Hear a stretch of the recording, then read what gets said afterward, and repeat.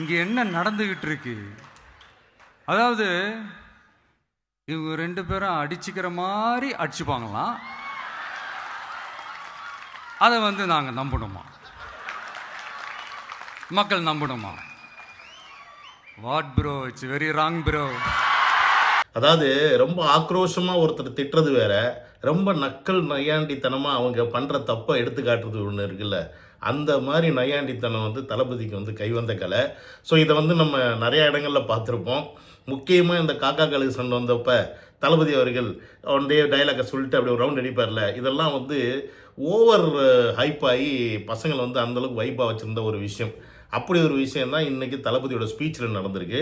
So அந்த speech என்ன அப்படின்றத நம்ம ஆல்ரெடி பார்த்துருப்போம். பட் இருந்தாலும் தளபதி ஸ்பீச் கூட அதை விட பயங்கரமாக பப்ளிசிட்டி ஆகணும் அப்படின்னு இந்த திமுக காரங்க மெனக்கெடுறது யார் என்னன்னு பார்த்தீங்கன்னா, அந்த விஷயத்தில் ஏதாவது தப்பு நடந்திருக்கா, யாரெல்லாம் என்னெல்லாம் ஆயிருக்காங்க அப்படின்ட்டு அதை மட்டும் எடுத்து போடுறது தான் இவங்களுடைய ஐடிவிங்கோட வேலை. ஸோ அந்த மாதிரி எந்த மாதிரி விஷயத்தெல்லாம் இந்த பண்ணாடைங்க எடுத்து போட்டு சொதப்பி வச்சுருக்காங்க அப்படின்றது தான் இந்த வீடியோவில் நம்ம பார்க்க போகிறோம். இடையில நம்ம தளபதியுடைய பஞ்சையும் நம்ம பார்த்துட்டு அப்படியே வீடியோக்குள்ளே போவோம். Welcome to Vijay stock and welcome to another video. So என்னுடைய சேனல் நீங்கள் யாராவது ஃபஸ்ட் டைம் வரீங்கன்னா சப்ஸ்கிரைப் பண்ணிட்டு பெல் பண்ண ப்ரெஸ் பண்ணுங்கள், ஷேர் பண்ணுங்கள். நீங்கள் கொடுக்குற லைக்கும் ஷேரும் தான் என்னை ரொம்ப மோட்டிவேட் பண்ணும். ஸோ அதனால் அந்த மோட்டிவேஷன் குறையாத அளவுக்கு பார்த்துக்குங்க. முடிஞ்ச அளவுக்கு என்னோடய ஸ்பீச்சை கொண்டு போய் தளபதி ஃபேன்ஸை சேருங்க.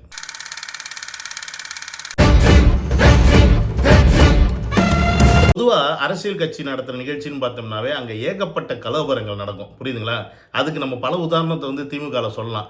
சோத்துக்கு அடிச்சுக்கிட்டு சாவாங்க, எடுத்து பிரியாணிக்கு அடிச்சுக்கிட்டு சாவாங்க, சேரை தூக்கி போட்டு உடைப்பாங்க, இந்த மாதிரி ஏகப்பட்ட விஷயங்கள் நடக்கும். அந்த பக்கம் சீட்டாடுவாங்க, எல்லாமே பண்ணுவாங்க.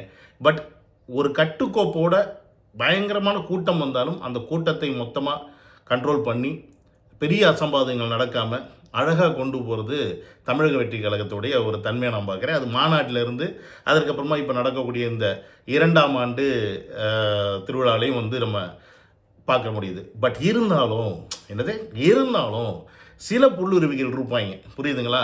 ஐயோ என்ன அடித்து தள்ளிட்டாங்க, நெஞ்சு வலிக்குதுன்னு சொல்லிட்டு. எனக்கு தெரிஞ்சு அவனை நெஞ்சில் அடித்ததுக்கு பிறகு கொஞ்சம் கீழே இறக்கி அடிச்சிருந்தா அட்லீஸ்ட்டு அவனோட வேலை இனிமேல் செய்யாமல் இருந்திருப்பான். பட்டு நம்ம பசங்க கொஞ்சம் நல்ல பசங்களாக இருந்தனால லைட்டாக ஏதோ புஷ் பண்ணி விட்டாங்க போல இருக்கு.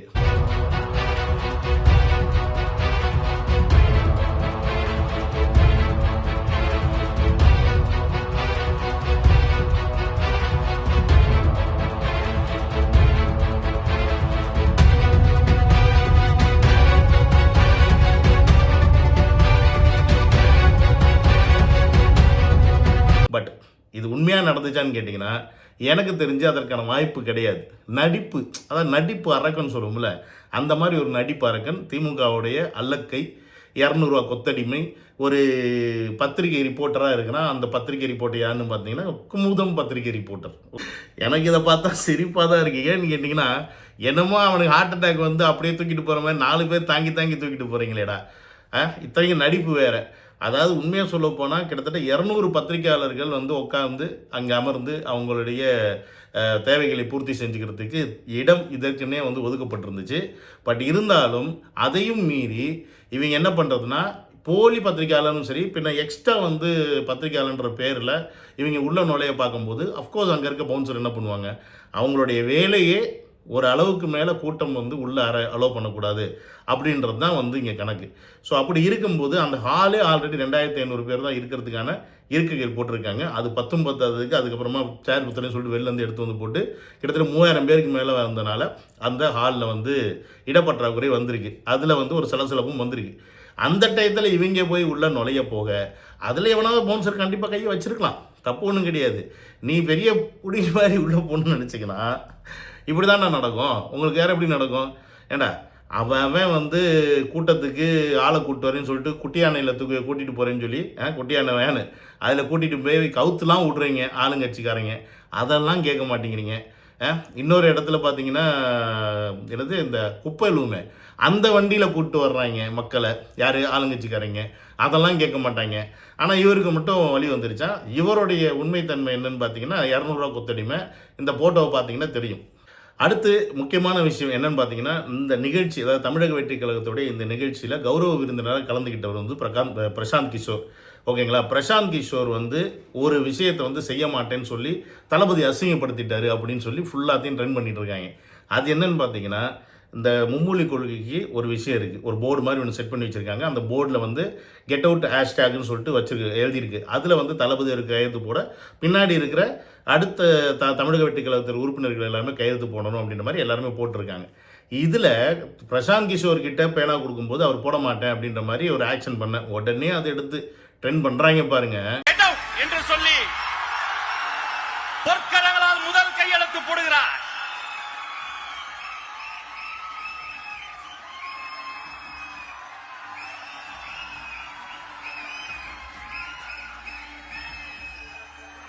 நம்முடைய தலைவர் இப்போ நீங்கள் பார்த்தீங்கல்ல, இதை தான் வந்து பெரிய விஷயமா வந்து பயங்கர வைரல் பண்ணிருக்காங்க. ஏன் பண்ணுறாங்க அப்படின்னா, பிகாஸ் அவங்களுக்கு மூளை கிடையாது. தேர் மங்குனிஸ். அவங்கள மண்டையில் மசாலான்னு ஒன்று இருந்துச்சுன்னா இது என்ன ஏதுனாவது கொஞ்சம் புரியும் பேசிக்காக. பிரசாந்த் கிஷோர் அப்படின்றவர் இங்கே ஜஸ்ட் ஒரு விருந்தாளியாக வந்திருக்காரு. பட் ஹேஷ்டாக் கெட் அவுட் அப்படின்றது வந்து தமிழக வெற்றி கழகத்தின் சார்பாக அந்த மும்மொழி கொள்கைக்கு எதிர்ப்பாக விஜய் அவர்கள் தெரிவிக்கக்கூடிய ஒரு விஷயம்.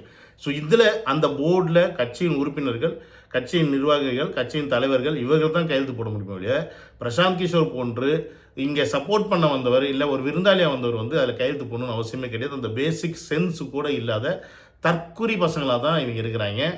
ஏன்னா தளபதி அவர்கள் சொன்ன மாதிரி இவங்க வந்து எல்கேஜி யூகேஜி பசங்க சண்டை போடுறாங்கல்ல, அந்த மாதிரி சண்டை போட தான் லாய்க்கே ஒழிய மற்றபடி உருப்படியாக எதுவுமே செய்கிறதுக்கு லாய்க்கற்றவர்கள்.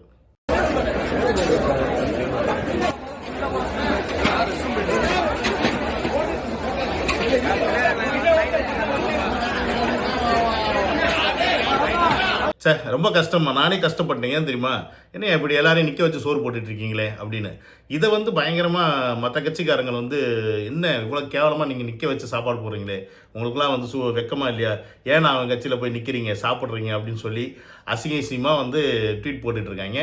இதை பார்த்தோன்னே உண்மையாக இருக்குமோ அப்படின்லாம் நீங்கள் நினச்சிங்கன்னா, அவங்க நின்று சாப்பிட்றது வந்து உண்மை தான். அதுக்கு காரணம் என்னன்னு பார்த்தீங்கன்னா, நான் சொன்ன மாதிரி ஃபஸ்ட்டு ஸ்டார்டிங்லேயே சொன்ன மாதிரி உள்ளுக்குள்ளே மொத்தம் ஒரு 2500 சேர் தான் போட்டிருந்தாங்க. ஸோ அதிக அளவில் ஆட்கள் உள்ளே வந்தனால அவங்க உட்காரதுக்கு இடம் இல்லாதனால புசியானந்த் அவர்களின் ஆர்டர் பேர் இந்த சேரெல்லாம் தூக்கி உள்ளே போட்டு போயிட்டாங்க.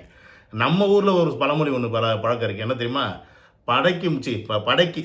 பந்திக்கு முந்தி படைக்கு பிந்தி அப்படின்வாங்க. அதாவது ஒரு ஃபங்க்ஷன் முடிஞ்சோடனே வேலையாக சாப்பிட போயிடுவாங்க. ஏன்னா சாப்பாடு காலியாக போயிடும். அதுக்கப்புறம் முக்கியமான விஷயமே அதுதான். இல்லைன்னா ஃபஸ்ட்டு போனால் தான் அந்த அத்தனை வெரைட்டியும் கிடைக்கும். 2ஆவது ரவுண்டு 3ஆவது ரவுண்டு 4ஆவது ரவுண்டுலாம் இப்போ அட்லீஸ்ட் 2-3 ரவுண்டு வரைக்கும் கிடைக்கும்.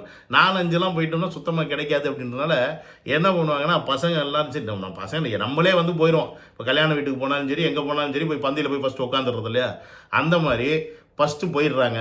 போனவங்களுக்கு சேர் கிடையாது. சேர் இல்லைன்னா பரவாயில்ல நின்றுக்கிட்டே சாப்பிட்றேன்னு சொல்லி சாப்பிட, அதற்கப்புறமா வந்து சேரெல்லாம் கொண்டாந்து போட்டு அப்புறம் எல்லாருமே உட்காந்து சாப்பிட ஆரம்பிச்சிட்டாங்க. ஸோ இதுதான் நடந்த சம்பவம்.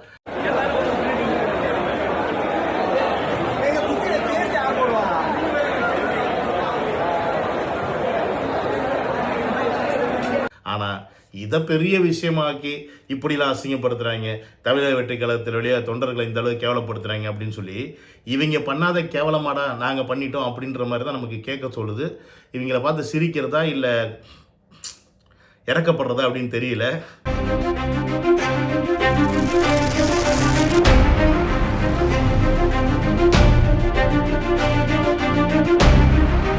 வேற உனக்குல வர வேட்டக்காரன் தான் வேணும் தெரியுமா?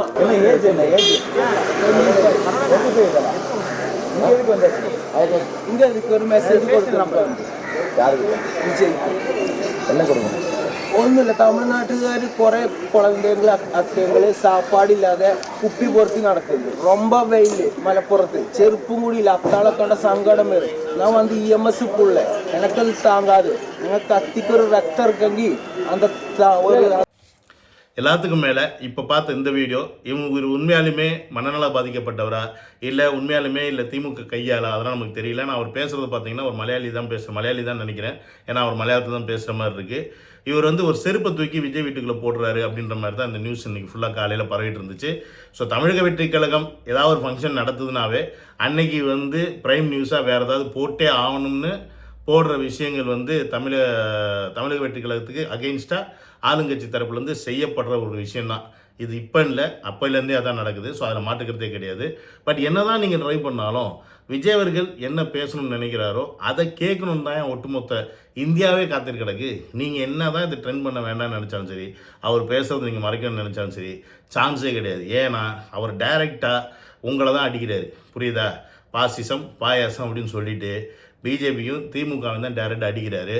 ஸோ நீங்கள் பண்ணுற விஷயங்கள் பிடிக்கலை அப்படின்றத இன்றைக்கி ஓப்பனாகவே சொல்லிட்டார். ஏன்னா இந்த மாதிரி ஒரு முக்கியமான விஷயம் இருக்குது. கல்விக்கு தேவைப்படுற நிதியை வந்து அவனும் கொடுக்க மாட்டேங்கிறான், நீனும் கேட்குற மாதிரி கேட்குற. கடைசியில் நீங்கள் என்னன்னா get out Modi, get out ஸ்டாலின்னு சொல்லிட்டு ஆளுக்கு எல்கேஜி யூகேஜி பசங்க மாதிரி சண்டை போட்டு உட்காந்துருக்கீங்க எக்ஸ்ட்ரா இதழத்தில். கடைசியில் அந்த பணம் வந்துச்சான்னு கேட்டால் பணம் வந்திருக்காது. ஸோ இதை தான் இவங்க ஒவ்வொரு வாட்டியுமே பண்ணுறது. இப்போ பாருங்களேன், அந்த எஜுகேஷனுக்கு தேவைப்பட்ட அந்த காசு என்னாச்சு, அதை பற்றி இப்போ பேச்சு கிடையாது. இவங்க 2 நாள் சண்டை போட்டாங்க, நீ வாங்கி அண்ணா சாலைக்கு வந்துடுவியான்றியா, கல்லில் எடுத்துருவியான்வான், உடனே நான் வர்றேன் நீ வந்தால் கிழிச்சுருவியான்னு இவர் பேச, கடைசியில் இவங்க 2 பேரும் ஹேஷ்டாக் வார் சண்டை போட்டுக்க, கடைசியில் அந்த பணம் என்ன ஆச்சு ஏதாச்சு அதை பற்றி என்னன்ற விஷயமே தெரியாது. இதுதான் உண்மையாலுமே இப்போ அவங்க பண்ணிக்கிட்டு இருக்க அரசியல் அப்படின்றத புட்டு வச்சிட்டாரு தளபதி இன்னைக்கு ஸ்பீச்சில். என்னை பொறுத்த வரைக்கும் இந்த ஸ்பீச் வந்து பார்த்தீங்கன்னா பயங்கர மாசா அப்படின்லாம் பார்த்தீங்கன்னா இல்லை, ரொம்ப சட்டிலாக பட் கிளியராக பின் பாயிண்ட் பண்ணி ரொம்ப விஷயத்தை வந்து போட்டு குழப்பிக்காமல் இப்போ கரண்ட்டாக நடக்கிற மும்மொழி கொள்கையா அந்த மும்மொழி கொள்கை விஷயத்தை மட்டும் எடுத்து சொல்லிவிட்டு டீசெண்டாக முடிச்சுட்டு போயிட்டார். ரொம்ப தாக்கலை, கண்டிப்பாக இனி தாக்குவார் இனி வரும் காலங்களில் அப்படின்றத சொல்லி இந்த வீடியோ முடிச்சுக்கிற நடந்த வீடியோவில் டேக்கர் பாய்.